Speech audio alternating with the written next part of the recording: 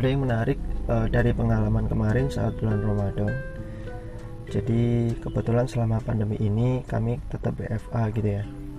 Kebetulan saya dan keluarga punya usaha rumah makan atau restoran gitu ya, kecil-kecilan sederhana gitu ya, di rumah.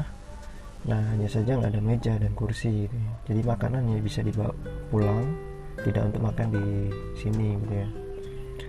Nah waktu bulan Ramadan kemarin ada pengalaman menarik saat saya sedang menerima orderan dari Grab gitu ya. Grab atau GoFood ya? GoFood kalau nggak salah. Nah jadi biasanya kalau driver datang itu biasanya saya ajak obrol gitu ya, saya pelayanan gitu ya, servis. Biasanya sering saya tanya, mau kirim kemana pak gitu ya, atau tujuannya kemana pak gitu. Nah saat itu ada salah satu driver yang bilang gini, nggak tahu mas, ini saya juga bingung mau kirim kemana, soalnya ini titiknya nggak sesuai, masa ngirimnya di jalan tol, aneh kan gitu ya. Wah iya pak, itu hati-hati pak, saya bilang begitu. Kenapa nggak telepon aja pak, siapa tahu mungkin orangnya tadi salah ngasih titik gitu. Nah orangnya cerita, iya udah mas, udah saya telepon, cuma nggak diangkat-angkat gitu ya, mungkin masih repot kali mas gitu. Nah ternyata beberapa menit kemudian si bapak ini cerita kalau orderan yang dia terima ini ternyata orderan kayak kayak bagi-bagi buka puasa gitu ya. Jadi si customernya itu bilang gini ke bapaknya, pak makanan itu buat bapak aja ya, semoga sehat selalu dan dilancarkan ya pak rezekinya, amin gitu. Nah asal kalian tahu teman-teman, tidak semua loh driver itu mau ngambil orderan yang titiknya itu nggak normal gitu ya. Nah artinya kalau ada driver yang tetap mau ambil transaksi atau orderan yang titiknya nggak normal, biasanya itu adalah memang ya driver yang benar-benar butuh, dalam artian ya mereka lagi istilahnya dalam keadaan yang sulit gitu ya, sehingga mau nggak mau apapun resikonya mereka coba untuk cari gitu ya. Kayak ini contohnya misalkan gitu ya, titiknya nggak jelas gitu ya, masa iya gitu ya orang pesan di jalan tol, kan nggak mungkin gitu ya. Nah tapi mungkin bapak ini berpikiran positive thinking gitu ya, mungkin ini rezeki saya, coba deh saya ambil dulu gitu ya. Dan alhamdulillah ternyata benar, ada orang baik yang di sana nggak hanya cuma sekedar ingin memberikan ongkos kirim gitu ya, tapi juga memberikan makanan secara gratis. Dalam hati, ya Allah, alhamdulillah ya masih banyak orang-orang yang peduli dengan mereka yang membutuhkan, apalagi di tengah situasi sulit seperti ini. Kadang saya sempat berpikir, kenapa sih mereka mau memberi dan berbagi? Apa nggak rugi ya buang-buang duit di tengah situasi sulit seperti ini? Ya kalau kita pakai kacamata duniawi, sepertinya ini memang rugi. Tapi coba kalau kita ambil dari sudut pandang lainnya, justru ini adalah investasi yang menguntungkan. Kenapa bisa demikian? Ya karena sesuatu yang kita belanjakan untuk bersedekah, untuk memberi manfaat buat orang lain, maka itu akan mendatangkan rahmat bagi mereka dan bagi orang-orang di sekitarnya. Dan itulah yang dikehendaki oleh Allah. Banyak kok di Al-Quran kita diingatkan sekaligus diajak oleh Allah untuk berniaga atau berjual beli dengannya. Nah kenapa demikian? Karena berniaga sama Allah itu gak ada ruginya, gak ada penyesalannya.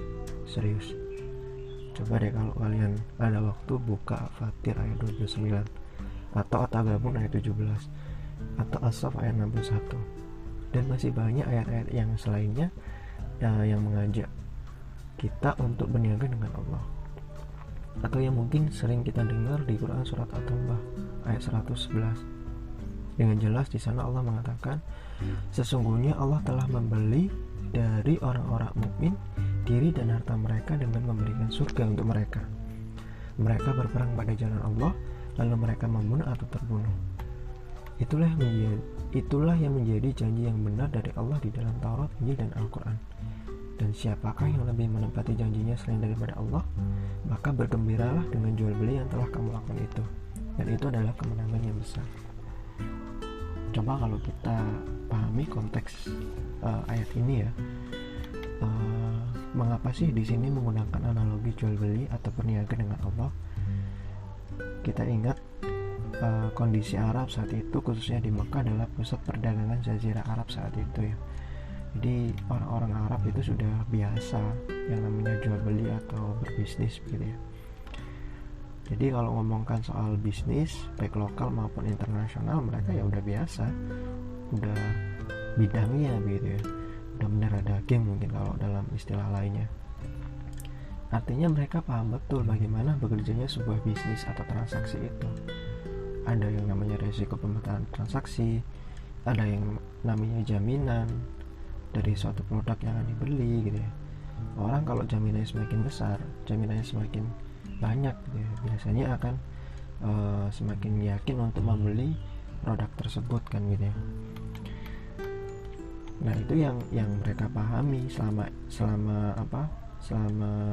ini gitu ya, soal perdagangan. Barangkali mungkin dengan analogi jual beli ini maksudnya adalah untuk dakwah gitu ya, supaya mereka jauh lebih paham betapa beruntungnya manusia ketika mereka itu berniaga dengan Allah. Karena jaminan yang didirikan, jaminan yang dijanjikan itu adalah sesuatu yang sangat bernilai dan berharga.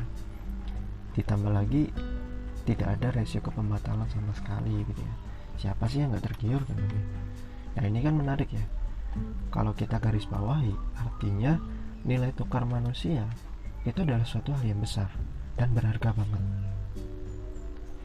Artinya harga terbaik, harga terpantas untuk membeli atau menukar jiwa dan raga manusia ini itu adalah surga yang di dalamnya penuh dengan berbagai kenikmatan dan kebahagiaan luar biasa.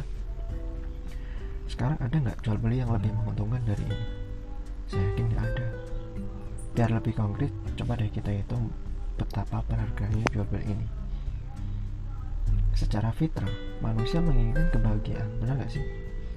Kalau kita pernah dengar teori Abraham Maslow, di sana dijelaskan bahwa untuk bisa merasakan kebahagiaan, ada beberapa kebutuhan yang harus dipenuhi oleh manusia. Entah itu kebutuhan fisiologis, rasa aman, cinta kasih, harga diri, aktualisasi, dan lain-lain. Nah, di surga kita dapat semua nggak? Ya dapat banget, lebih malah. Kebutuhan fisiologis misalkan, kita dijamu dengan berbagai macam makanan, buah-buahan, dan minuman yang lezat dan yang mungkin belum pernah kita rasakan di dunia ini. Coba bandingkan dengan neraka, jauh, dan makanan lezat ini bisa kita nikmati selama-lamanya, kekal abadi di dalamnya. Rasa aman, di sana kita dapat istana yang kokoh, nggak ada kejahatan sama sekali, lingkungannya kondusif, semuanya orang-orang baik, semuanya adalah orang-orang mulia di hadapan Allah, para nabi, para sahabat, dan orang-orang soleh lainnya. Siapa sih yang nggak merasa aman di sana? Dibandingkan dengan di neraka, penuh dengan tangisan, penuh dengan siksaan kan gitu ya, ancaman-ancaman, penyiksaan gitu ya. Begitupun rasa cinta bersama dengan pasangannya dan hidup dalam persaudaraan dengan orang-orang soleh yang selainnya. Nggak hanya itu, di awal Allah sendiri yang menyambut manusia sebagaimana Quran surat Yasin ya ayat 58 kalau nggak salah, salamun qaulan min rabbir rahim. Salam sebagai ucapan selamat dari Tuhan yang Maha Penyayang. Nah, lengkap nggak? Lengkap kan gitu ya. Semua kebutuhan dasar manusia terpenuhi, bahkan lebih dari itu. Dan apapun yang kita inginkan, Allah berikan saat kita berada di surga. Nah sekarang pertanyaannya adalah, kenapa masih saja ada anggapan rugi bila membelanjakan harta di jalan Allah? Bukankah terlalu kecil margin keuntungannya jika harta ini hanya untuk dibelanjakan dalam urusan dunia? Bukankah terlalu kecil gitu ya, dan rugi jika aset berupa jiwa, raga, dan tubuh yang saat ini hanya digunakan untuk urusan dunia yang sementara? Maka dari itu teman-teman, jangan pernah ragu untuk berniaga dengan Allah.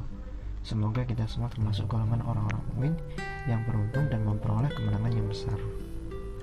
Amin.